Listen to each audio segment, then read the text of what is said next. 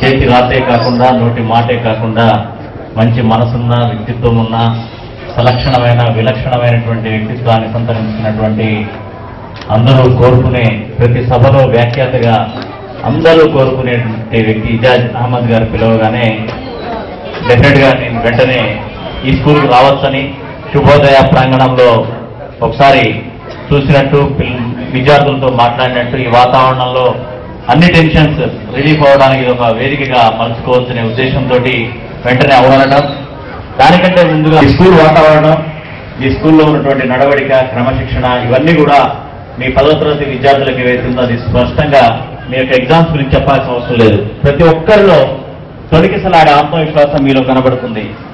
అంటే నేను చూసిన చాలా సందర్భాల్లో వాళ్ళలో ఒక రకమైనటువంటి బెరుగుతనం, 10th ఇంగ్లీషో మ్యాథ్స్ ఏదో వీక్ అనేటువంటి దాన్ని ఫేస్ లో ప్రతిబింబించే పరిస్థితి ఉండేది. ఇక్కడ 10వ తరగతి విద్యార్థులు ఇప్పుడు మెమెంటోలు తీసుకుంటున్న ప్రతి ఒక్కళ్ళలో తొలగిసలాడే విశ్వాసం, డెఫినెట్గా నేను ఎగ్జామ్ అవలీలగా ఎదుర్కొంటా, 550 కన్నా ఎక్కువ మార్కులు వస్తాయనేటువంటి అందరిలో కూడా ఒక రకమైనటువంటి ఆత్మవిశ్వాసం నాలో కనిపించింది. ఎవరంటారా కాదంటారా? ఎస్ఆర్నో? That is the spirit of your school.